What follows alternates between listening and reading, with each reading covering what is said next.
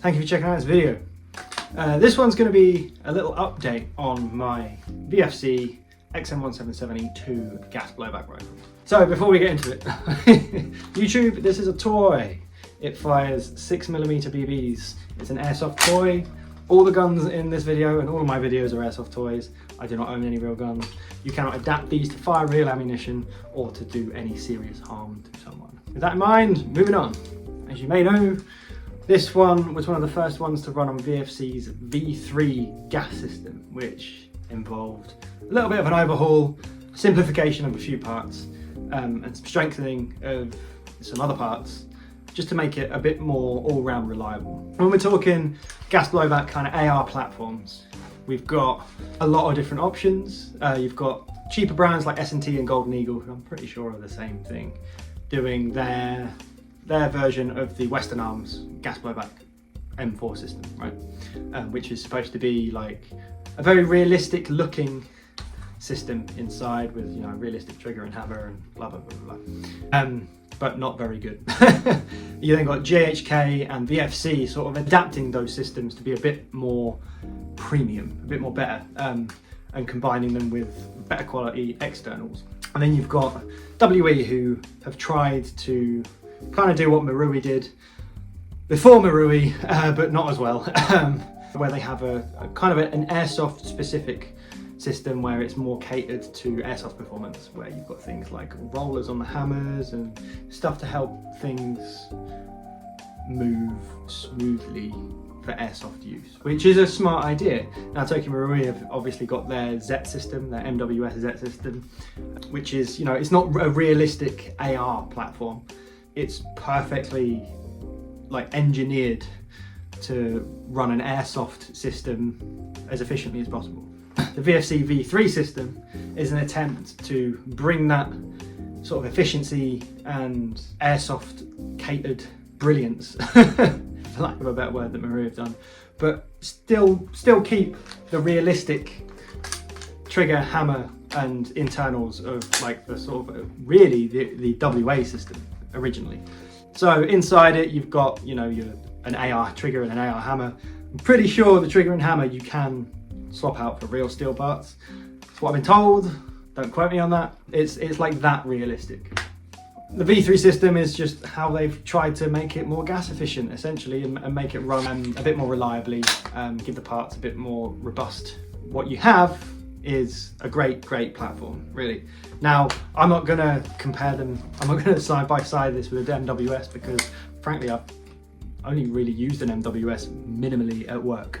I've not actually owned one and put it through its paces and used it in games and stuff like that. So from what I've researched, they are an incredible airsoft platform, very reliable, very gas efficient, and they're kind of like the benchmark that everything else is measured against. Now, in my experience with this, it does compete, and it does compete with the MWS very well. And what gives this the tipping point, the edge over the MWS for me, is the carry handle. So carry handle gang vibe, the retro stuff. Obviously you can do a carry handle build with an MWS, but it needs an Angry Gun kit. I'm not sure if anyone else makes them, but the Angry Gun kits are going to cost you $500 upwards plus shipping on top of the cost of the actual gun. I think this came in £350-ish, £380, £380, including shipping and tax and stuff, to my door from when it came out. I actually had a couple of things that I sold. As soon as I saw that this was coming, I was like, I need that. Like, my two favourite guns of all time, and I'm a big sort of gun nerd, you couldn't tell, but my two favourite guns of all time are the MP5A3 and the XM177. From my favourite video games and films and stuff growing up, they're my go-tos. I mean, my favourite films are Die Hard and Platoon, so I know they were 6.53s in Platoon, which was incorrect. They should have been XM177s, but I knew.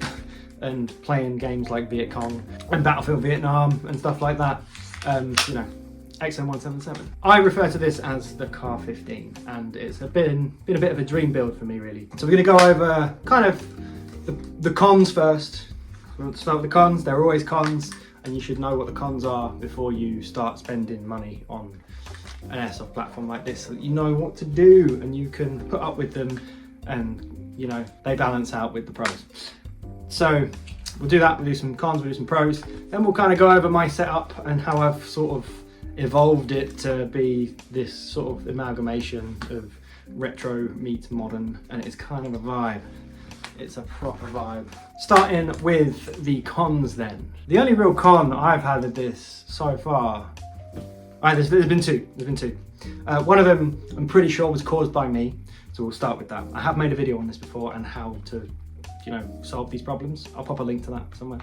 Yeah, so the first one I'm pretty sure was caused by me from changing out grips to like real grips and stuff like that. The trigger doesn't reset very well. I know that sounds like a big problem, and it's not going to do it on camera now. It just won't.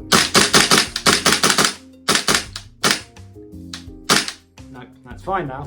Every now and then, usually if I haven't used it for a bit, if I haven't fired it for a bit, and I pull the trigger and I keep it depressed, it won't reset by itself.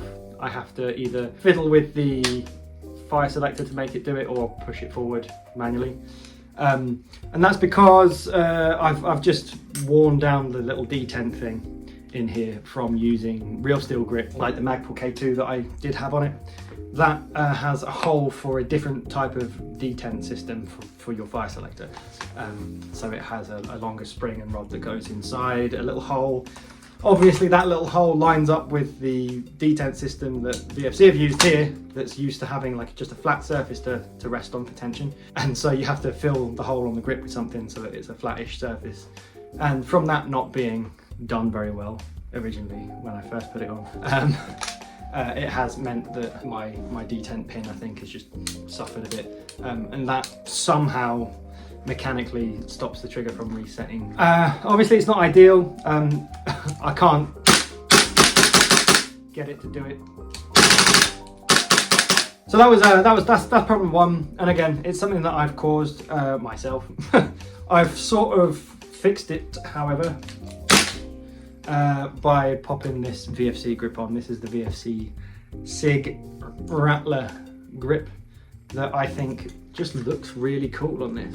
I mean, I did like the Magpul K2 grip. I'll put a picture of that in somewhere.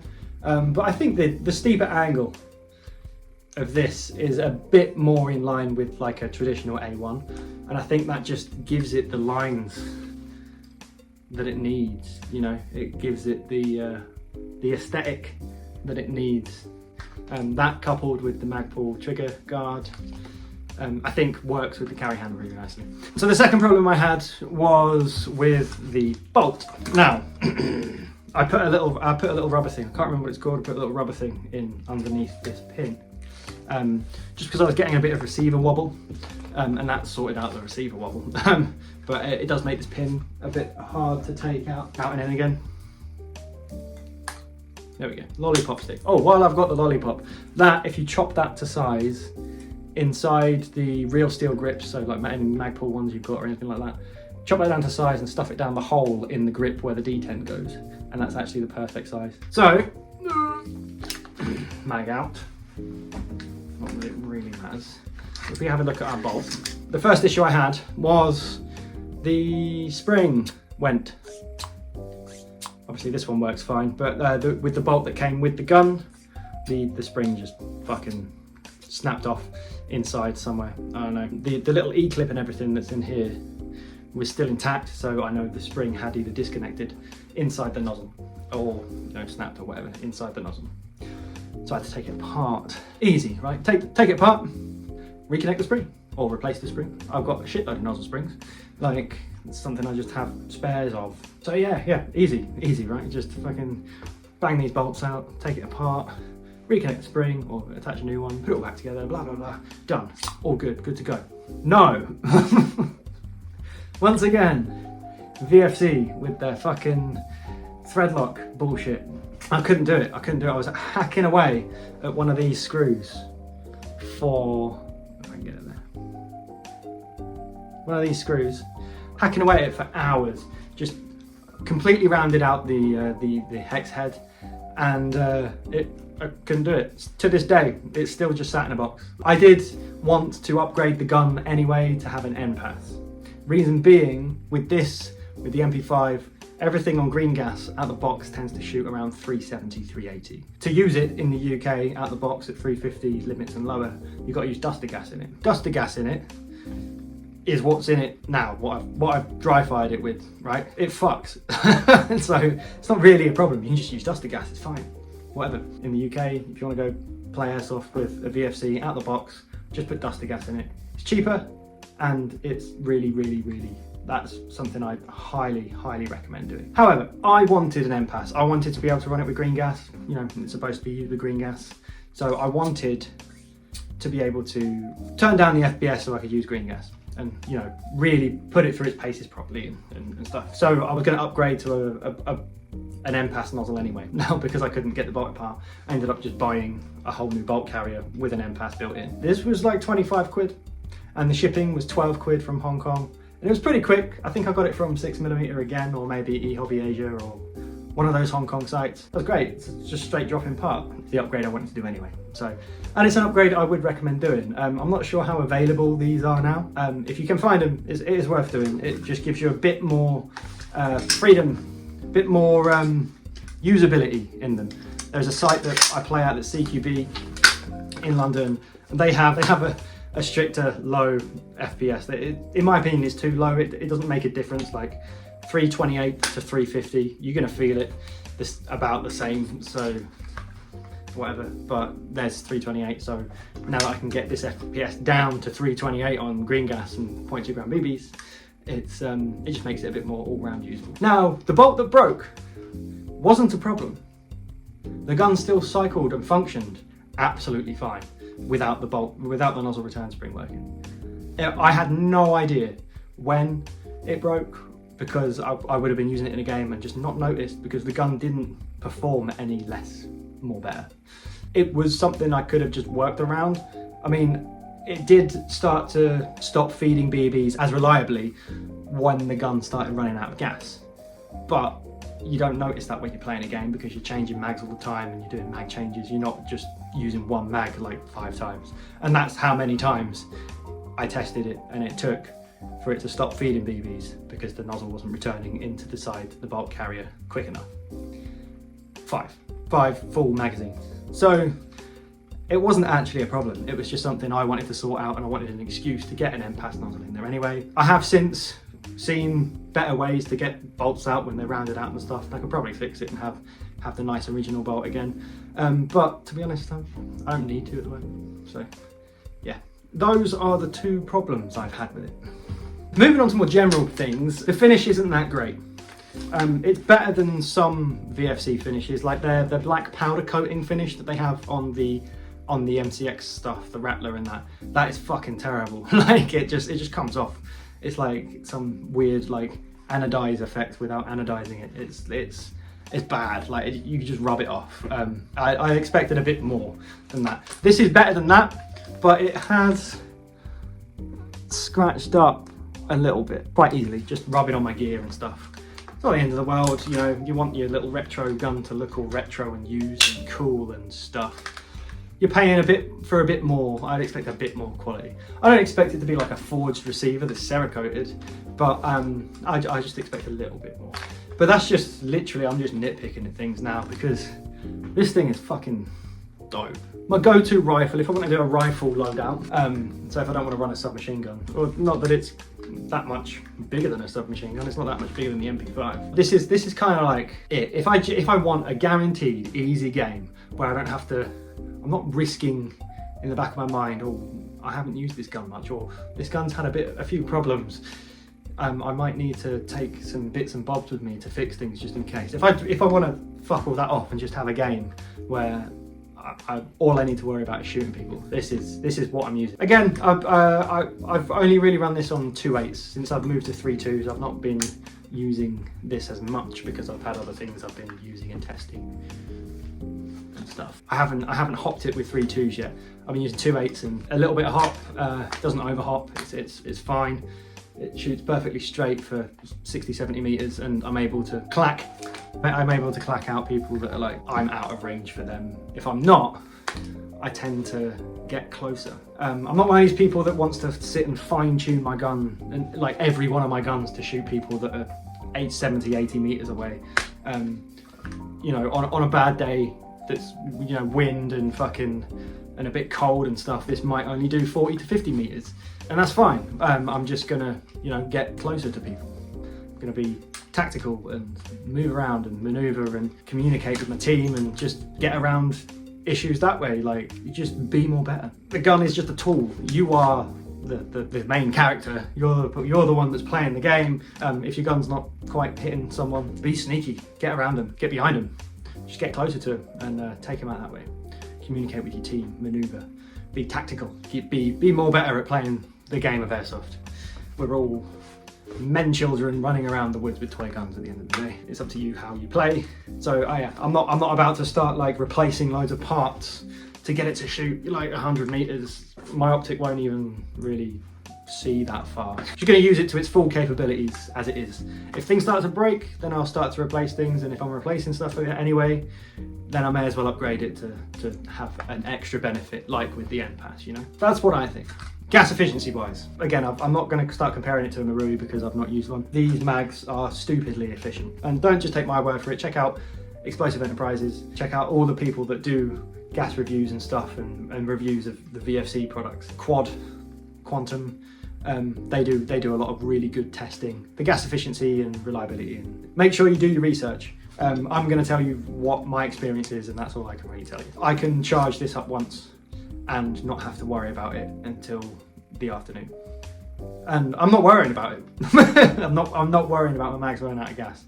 Since switching to VFC guns from WE that I used to use, I'm spoiled. I feel like I'm spoiled. I'd never have to worry about my mags running out of gas, and that's true.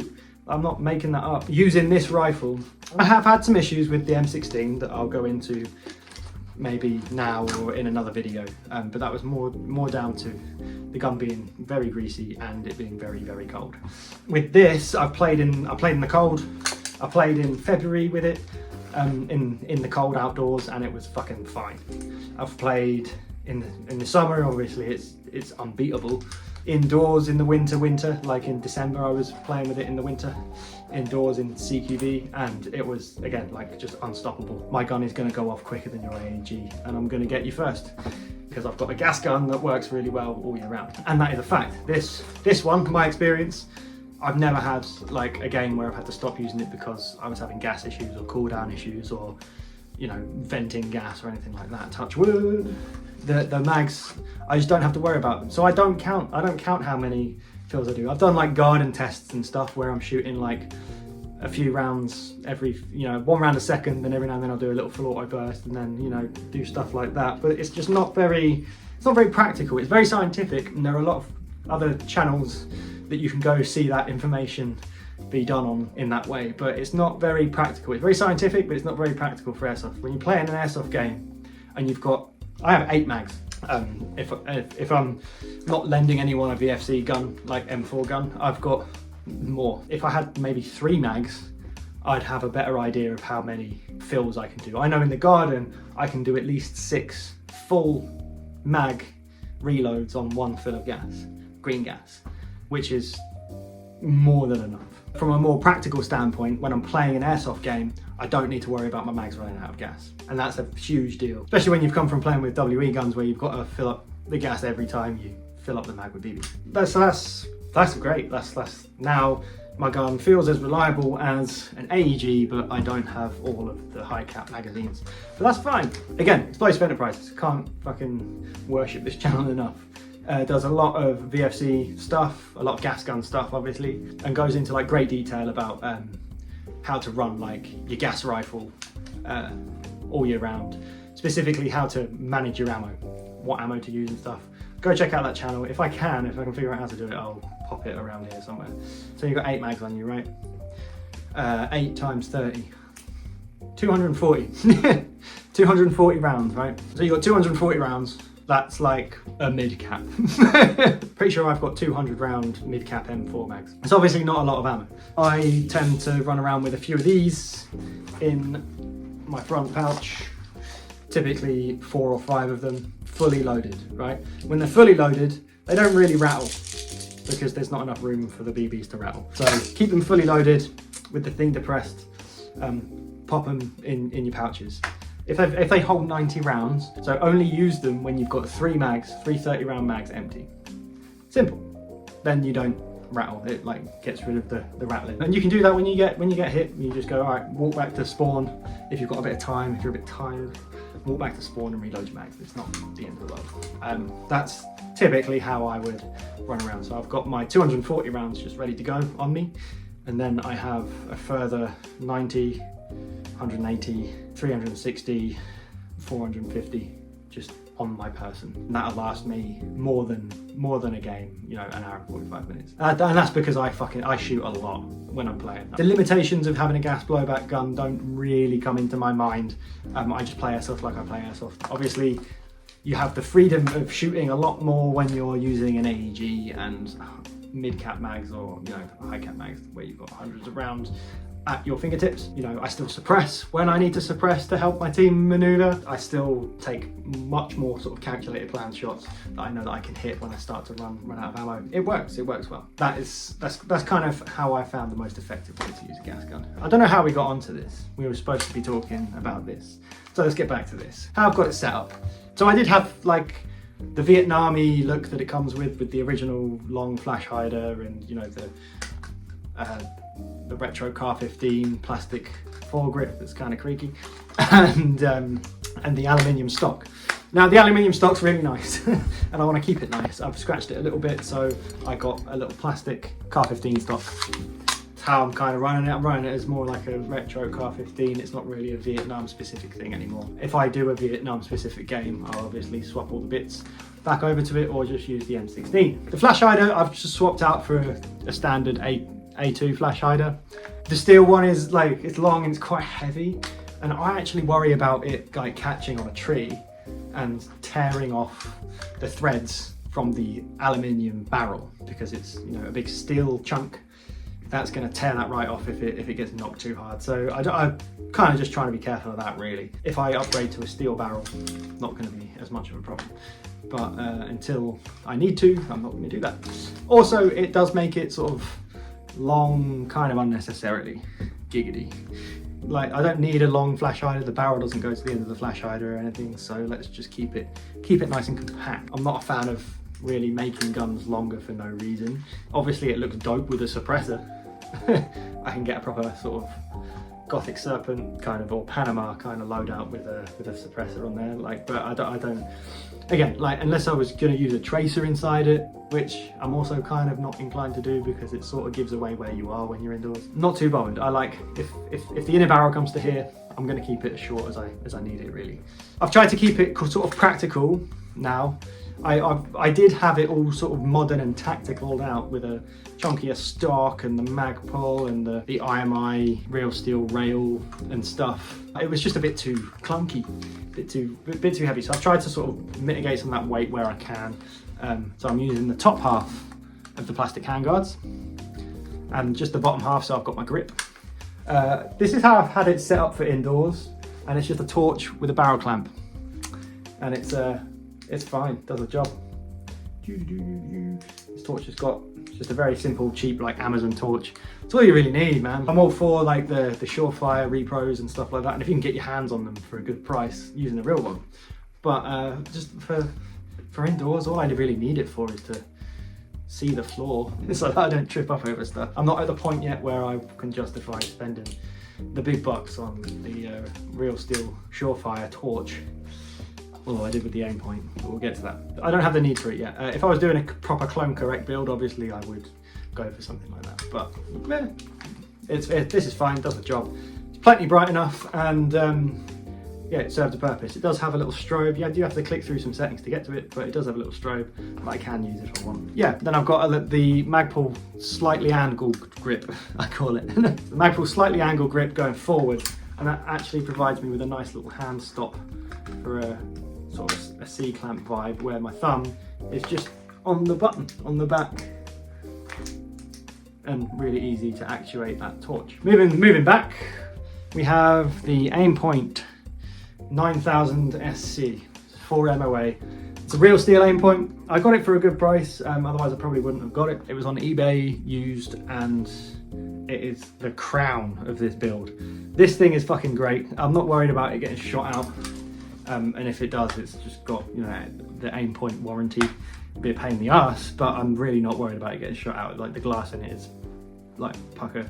It's not gonna get shot out at the velocity of a BB unless it was super close range. If I'm playing indoors, I might put something else on it, just a smaller little red dot. It's really good. The glass is super crystal clear. The dot is nice and crisp, and it honestly, like, it does make all the difference. It's not, you don't need a real aim point on here. If you want a proper retro looking aim point, it's kind of the only option you have is to find, you know, an original one for a good price. By really retro, I mean like the long. The Compen 2s are sort of like this long, and they look dope, like for your Black Hawk Down or your Movie Correct or your Blood Diamond build. You know, they look super cool, but I wanted something a bit more sort of traditional retro, late 80s looking, and the 9000 is obviously an update of the earlier 2, 3 and 5000s, so it maintains that sort of longer profile. I've got that on 2 center split rings, which is the sort of correct way to do it. And yeah, it's great. As I said, it's like the crown of this build, and I'm super happy with it. It makes acquiring targets super easy. Zeroing the optic is also super easy. Obviously, whenever you zero a gas gun, you've got to, or any airsoft gun really, you've got to balance out your BB weight for your range with your hop. So you adjust your hop against your BB weight for more range. You want to get it as sort of flat as possible. You then just put the dot at your desired range where your BBs are hitting. This one is very easy to adjust. Got a good battery life as well. I've had these batteries in here for a year. Sometimes I accidentally leave it on and I've not had to change it. Moving back, we have the little, as I said, the Magpul trigger guard. I think it just gives it a really cool, unique kind of vibe with the carry handle, especially the A1 carry handle that's super thin. The curve of that against the profile of the grip. It's just a really nice combo. This grip is from the SIG Rattler, and it does actually have a SIG marking on it. I really like the way it looks on this build. Not overly keen on how it feels. I've not really tried it with gloves much. I think that will help. If I did, it would have stayed on my SIG Rattler. I replaced that with the Magpul K2. Stock, Car 15 plastic stock. Don't want to scratch up the aluminium one it came with. I'll obviously put that back together as it was originally if I go do like a Vietnam reenactment themed game or anything like that. I don't tend to do that. I tend to set them up like that if I'm sat watching a film with my gun. You all do it.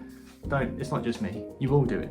You all sit there and watch action movies with your airsoft guns and pretend. You all do it. Don't look at me like that. Don't look at me like that. It's not just me. I'm not weird. I do want to get some time on the MWS system, so that's going to be my next kind of thing that I venture into. I want to be able to compare them and sort of kind of pick a winner if you want, if there is one. The MWS has a ton of aftermarket support as well, and there's so many things that you can do with it now. There's lots of cool like kits and stuff, HK kits and SIG kit, Maxim Defense kit, and all sorts. And by the looks of it, there's a Car 15 kit coming out for it that looks really cool, which is the one with the mini spring-loaded full stock and the mini triangular handguard. So I would like to get my hands on that when it comes out, and having an MWS platform already with a load of mags and stuff would be ideal for that situation. That's all I've got on this. Definitely worth checking out if you want a carry handle build, or if you just want something that's a bit more realistic feeling than an MWS, but maybe still has the capability and the gas efficiency and stuff, maybe at the sacrifice of some of the external quality and airsoft specific engineered mechanics. Adding that sort of that realism, the real steel parts interchangeability with minimal ag and low maintenance, like the aluminium working parts inside, like the bolt carrier and some of the other internal parts, as well as the receiver. The finish will wear off as the parts interact with each other and cycle. So you do need to also clean that off in between uses. Over time, that when the finish wears down and stuff, things will just move smoother naturally. So you will probably, as long as you do keep it clean, see an increase in performance and reliability and stuff over time. But especially when it's new, during the break-in period and stuff, you're going to want to make sure you stay on top of cleaning the residual paint, dust and stuff off that kind of gams up with any lubricant and shit that you're using, or just silicone from the gas. That builds up and creates sort of like a gunky thing. You just need to wipe that off, and it's good. And you will know when you need to, because it will start cycling kind of chuggishly. That's about all I have to say on that, really.